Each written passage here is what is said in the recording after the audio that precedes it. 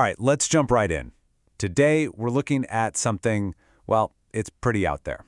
We're talking about an academic report, but not your usual kind. This one's about a researcher who took his study of demonology to a place I don't think anyone expected. It's this incredible story where scholarship meets the supernatural. So, yeah, let's dive in. So let's just start with this question, because it really sets the stage for everything.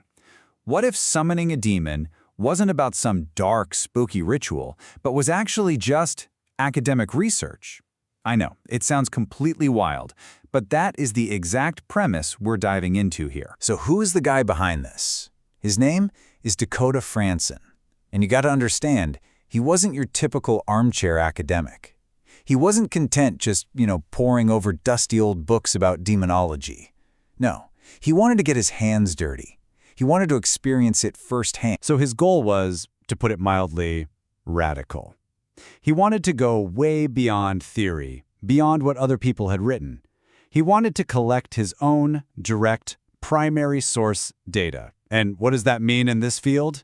Well, it means making contact, actually talking to an entity from demonological lore. And that, of course, brings us to the other major player in this story, the subject of the experiment. And I want to be clear, we're not talking about some generic spooky shadow in the corner. No, this was a very, very specific entity. Her name? Marchosias. Okay, so who is this Marchosias? And this is super important because Frandsen didn't just, open a portal and see who showed up. He chose her specifically. And as you'll see, she is an incredibly complex being. So if you look in the old texts, specifically a super famous grimoire from the 1600s called the Ars Goetia, think of it like a who's who directory for hell. You'll find her. And listen, Marchosias is no minor player. She's a great marquis, a powerful leader. She commands 30 legions of demons. That's a lot.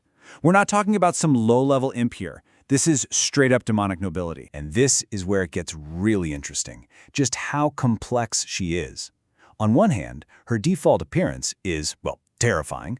A wolf with griffin wings, a serpent's tail, breathes fire, the whole 9 yards.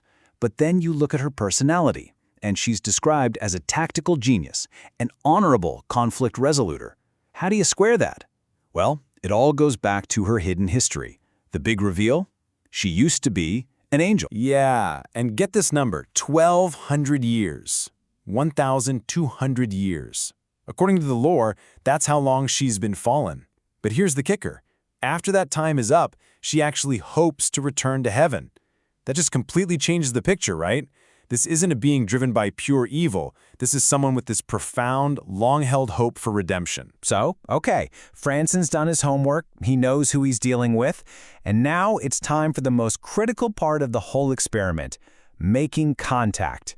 And as we all know, you only get one chance to make a first impression. So the way this went down, it really happened in 2 parts. First, there was the test. Marchosias was absolutely going to test the person who summoned her. But what came next? The transformation. That's what changed everything about their encounter. So as you'd probably guess, she didn't show up with a friendly handshake.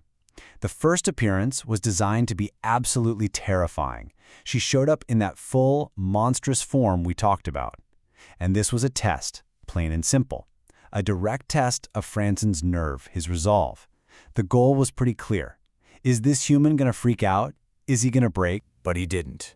Frandsen stood his ground. He didn't flinch. And because he held firm, something pretty incredible happened. She changed. She transformed from that terrifying, fierce wolf creature into the form of a young woman. And you have to understand, that shift wasn't just for show. It was a signal. It was a sign of respect. And that moment, that sign of mutual respect, that was the turning point.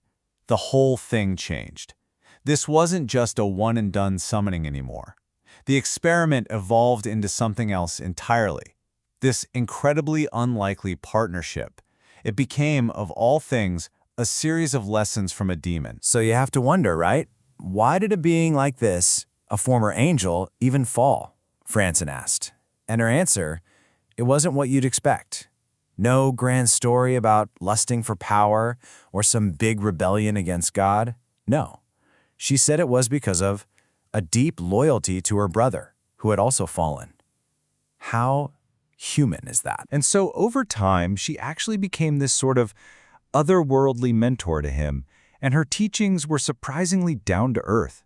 It was all about strategy, about looking at conflicts from every angle, about keeping your emotional balance. She wasn't just spouting philosophy, she actually became an ally, helping him with his own real-world conflict. So what's the price for all this demonic consulting? What's her fee?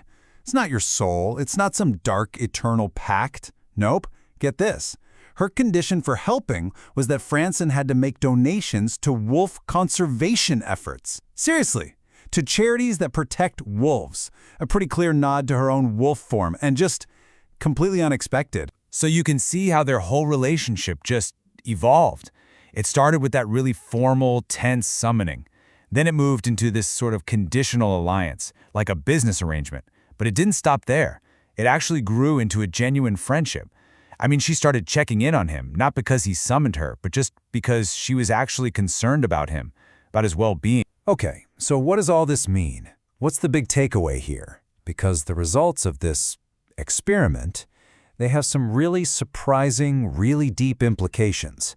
It kind of forces you to rethink those simple, black and white ideas we have about good and evil. I mean, the insights here are huge. First off, it suggests that these beings we just label as demons can have incredibly complex, human-like traits and motivations. It suggests that maybe the lines we draw between human, demon, angel, maybe they're a lot blurrier than we think. And this is the big one. It shows that with mutual respect, you can completely reframe how you see someone. They can go from being malevolent in your mind to just misunderstood. And to be clear, Frandsen himself doesn't treat this like some wild, supernatural joyride. In his own write-up, he's very serious. He stresses just how important it was to be carefully prepared, to have ethical considerations in place, and maybe most importantly of all, to have a genuinely open mind when you're stepping into the unknown. So it all comes down to this, right? Respect. Mutual respect built a bridge across what seems like an impossible divide. And it just makes you wonder, doesn't it? If the line between a human researcher and a so-called demon can be blurred like this, what other lines that we draw every day are just as imaginary? The lines between us and them, between good and evil, between what we think we know and what we don't.